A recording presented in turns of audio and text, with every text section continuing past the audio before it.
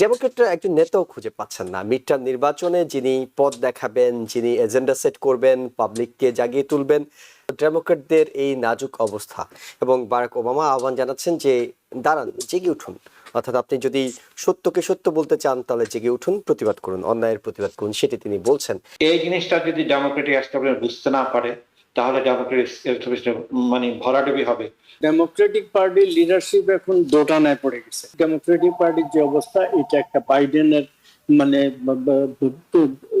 Biden কারণে অনেকাংশেই একটা এই যে একটা মেসেজ দিয়েছে, আমি আমার ঘরের সমস্যা সমাধান করবো rather than going to Israel, এই মেসেজগুলোকে আপনি যদি তার মেসেজগুলো যদি পড়েন, এই মেসেজগুলো কিন্তু ইয়াঙ্গার জেনারেশন যার will be more and more important in the next mid term election.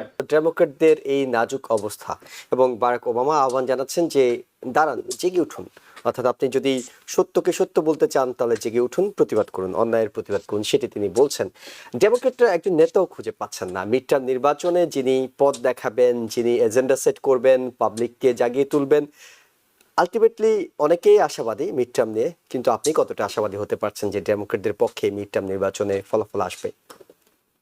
আমি চাই কতটা আশাবাদী, চাইতে বড় কথা ফর্মার প্রেসিডেন্ট ওবামা তিনি নিজে অনেকটা শঙ্কিত বোধ করছেন এবং সেই জন্য ডেমোক্রেটদেরকে বলছেন তোমরা সোচ্চার হও, যে সমস্ত ব্যাপার তোমাদের নীতিগত ইস্যুতে যেটাকে তোমরা রং মনে করো, সেটা অন্যায় মনে করো, সেগুলোর ব্যাপারে সত্য, জনগণের যে অধিকারের কথা তোমরা মনে করো মানে সংরক্ষণ করা উচিত, যে মানে সুযোগ সুবিধাদের সংরক্ষণ, যে ধরা যাক সোশ্যাল সেফটি নেট ধরে রাখা উচিত, ওইগুলা খর্ব করা হচ্ছে, যদি তোমরা মনে করো সেটা কথা বলতে থাকো। এটি বলে তিনি নিজেই একজন অভিজ্ঞ রাজনীতিক এবং ফর্মার প্রেসিডেন্ট, তিনি এই কথা বলছেন। একটা এবং দেশব্যাপী ডেমোক্রেটদের মধ্যে নানা ধরনের সমস্যা দেখা দিয়েছে। একটা হচ্ছে কোনো যেটা বলা হচ্ছে মানে কোহেসিভ কোনো লিডারশিপ না, একটা সেন্ট্রাল আউটস্ট্যান্ডিং একজন দুজন চারজন নেতা মানে জাগ্রত হয়ে আসেননি। গতবারে যদি মানে বাইডেন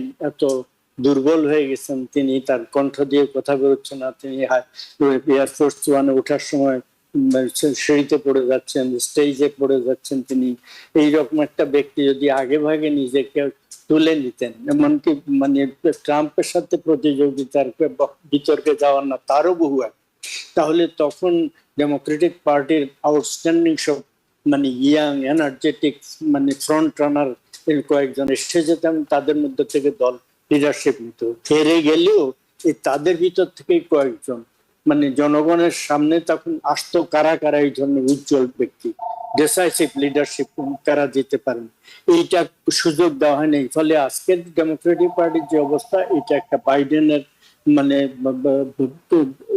বাইডেন কারণে অনেকাংশেই একটা। দ্বিতীয় আর একটা কথা হচ্ছে যে নিউ ইয়র্ক সিটির যে মামদানির কথা, তিনি আকস্মিক ভাবে এখানে ডেমোক্রেটিক প্রাইমারিতে মেয়রাল ইলেকশনদের তিনি উইন করায় ডেমোক্রেটিক লিডারশিপ কিন্তু এতে আপসেট হয়ে গেছে। কারণ আপসেট হওয়ার কারণ না যে তিনি ডেমোক্রেটিক সোশ্যালিস্ট, এটা না। Democratic socialist Bernie Sanders independent হয়ে ডেমোক্রেটিক পার্টির পক্ষে সবসময় ভোট দিয়ে থাকেন সেনেটে, এবং আলেকজান্ড্রা ওকাসিও কর্টেজ এওসি কংগ্রেসের পাশে লোয়ার হাউসের মেম্বার প্রতিনিধি পরিষদের, তারাও ডেমোক্রেটিক সোশ্যালিস্ট, আরো কয়েকজন আছেন। আসল কথা হচ্ছে একটা, সে মুসলমান, এক, দুই নম্বর হচ্ছে সে ইসরায়েলের বিরুদ্ধে সমালোচনা করেছে। এখন ওই একটা ব্যাপার, তারা ইসরায়েলকে সমালোচনা করেছে, এরকম কোন ব্যক্তি কোন লিডারশিপ পজিশনে আসবে এটাতে সম্মত না। ফলে দরকার হলে, এমনকি এমন অবস্থা মনে হচ্ছে যে দরকার হলে নিউ ইয়র্ক সিটির মেয়রাল ইলেকশনে এবারে আমরা এই ব্যক্তি যদি শেষ পর্যন্ত নির্বাচিত হয়ে যায়, সেটা প্রতিহত করতে মানে ডেমোক্রেটিক পার্টি হয়তো এগিয়ে পারে। এমনকি এটাকে ফেডারেলের নিয়ন্ত্রণে নিয়ে নেওয়া হবে নিউ ইয়র্ক সিটিকে, না সেটা প্রেসিডেন্ট বলছেন, কিন্তু সেটা সমালোচনা করছেন। এরা ডেমোক্রেটিক পার্টির লিডারশিপ এখন দোটানায় পড়ে গেছে। তাদের আসল হচ্ছে মানে কমিটমেন্ট হচ্ছে মানে ইসরায়েলের ব্যাপারে খুব স্ট্রং। সেখানে এই যে দেখুন, আমি শুধু প্রথমে একটা মানে কমপ্লেন নিয়ে শুরু করব। এই যে ওবামা বলেন ডেমোক্রেটিক এস্টাবলিশমেন্ট, ওরা যখন সত্যি কথা বলার সময় ছিল সত্যি কথা বলেনি। আমেরিকাতে এবং সারা দুনিয়া বিশ্বে যেমন গাজা ইসরায়েল প্রশ্নটা আমি আনবো, এটা একটা সর্ট অফ মানে অনেকে বলে অ্যাপোক্যালিপটিক মোমেন্ট। আসলে গাজা সম্পর্কে অনেক আদারওয়াইজ থিঙ্কিং আমার বন্ধু বান্ধব সার্কেলে যারা আছে, রিপাবলিকান, যারা খ্রিস্টান জায়নিস্ট, ওরা বিশ্বাস করে এটা হতেই হবে। এটা এটা একটা পেইন, এটা sort of useful necessity of this genocide, যাতে মাসিয়া ফিরে আসবে। আর যারা সেকুলার জায়নিস্ট আছে তারা মনে করে this a country God has given to the even they don't believe in God. আচ্ছা, এই কথাটা আমি কেন বললাম? ডেমোক্রেটিক এস্টাবলিশমেন্টের এখানে যে চেঞ্জটা শীর্ষ, কিন্তু অনেক চেঞ্জ হচ্ছে। কিন্তু এখন নিউ ভোটাররা আগের মতো, যারা ইভেন জুইশ ভোটার যারা আছে, আপনি জানেন এই যে মুভমেন্ট গুলো হচ্ছে, মামদানির পেছনে যারা ছিল 21%, দেখবেন অনেক জুইশ ভোটার, তার যে মানে নির্বাচনী প্রচারের পার্টনার ছিল এই যে প্রাইমারিতে, কন্ট্রোলার, এই যে এই চিন্তাধারা যে ফিরে আসতেছে। আপনি একটা স্ট্যাটিস্টিক পড়লাম, এখন যে ডেমোক্রেটিক পার্টিতে বেস ছিল কিন্তু এই জুইশ ভোট বা ইসরায়েল, এটা কিন্তু অনেক কমে আসছে। ইসরায়েলের প্রতি ভালোবাসার ইয়াটা অনেক কমে যাচ্ছে, আগের মতো ইসরায়েলের সাপোর্ট নেই।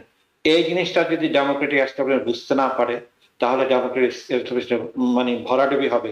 মামদানি শুধু একটা মুসলিম না, একটা মানে একটা সর্ট অফ একটা সিস্টেমের বিরুদ্ধে ফাইট করছে সে, অ্যান্টাই জায়নিজম, অ্যান্টাই ইনইকুইটি পলিসি। যেমন সে প্রশ্ন, এই তার যে বাপকা বেটা বলবো, সবাই বলতে তুমি প্রথম কি করবা, ইসরায়েল যাবো, তোর জন্য I stay in new York. এই যে একটা মেসেজ দিয়েছে, আমি আমার ঘরের সমস্যা সমাধান করবো rather than going to Israel. এই মেসেজ গুলোকে আপনি যদি তার মেসেজ গুলো যদি পড়েন, এই মেসেজ গুলো কিন্তু ইয়াঙ্গার জেনারেশন, যার will be more and more important in the next mid term election, তাদেরকে কিন্তু প্লাকার্ড করার জন্য মামদানির যে পলিসি মানে মানে ইলেকশন ম্যানিফেস্টো, অথবা আমি একটা কাটসাট করতে সেন্ট্রাল পজিশনে যে স্ট্র্যাটেজি নিয়ে সে আগে, সেই স্ট্র্যাটেজি মানে কপিকেট করতে হবে। ফ্যান্টাস্টিক যেভাবে সে নির্বাচনী কিছু কিছু ভিডিও আমি দেখলাম, আনবিলিভেবল। তো এই মেসেজটা ওদেরকে নিয়ে যেতে হবে এই সারা আমেরিকাতে। কিন্তু আমার ভয় হচ্ছে, যেহেতু জুইশ লোভে লেগে গেছে, জিততে পারবে কিনা। অলরেডি এই কোমোকে 2 কনভিক্ট কে দাঁড় করাইছে, একজনকে ডোনাল্ড ট্রাম্প মাফ করে দিয়েছে।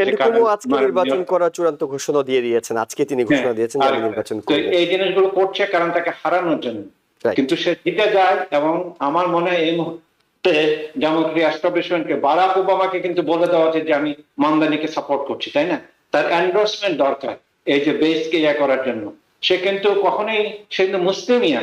আমি don't see him as a Mussulman. আমি আপনার আগে যেতে বলতে যাচ্ছিলাম, সে মিক্সড, ওবামা যেভাবে মিক্সড, তারপরে কমলা হ্যারিস মিক্স, সে একটা মিক্সড ইয়া। সে কিন্তু একেবারে, আমার একজন কলিগ আছে, সে বলে যে আমেরিকাতে কালোদের লিবারেশন ততদিন আসবে না যতদিন জুইশ মানে নিগ্রো আমেরিকানসরা ক্ষমতা আসবে। তার মানে যারা তাদের বাপ মা স্লেভ হয়ে দেশে আসছে, এই দেশে যারা কিন্তু ব্ল্যাকই বলেন, অন্য দেশে বলেন, ইন্ডিয়ান বলেন, তারা কিন্তু সব ইমিগ্রেন্ট ইন এ সেন্স, তারা পরে আসছে, পরে এসে কিন্তু তারা ভালো করছে যেটা হয়।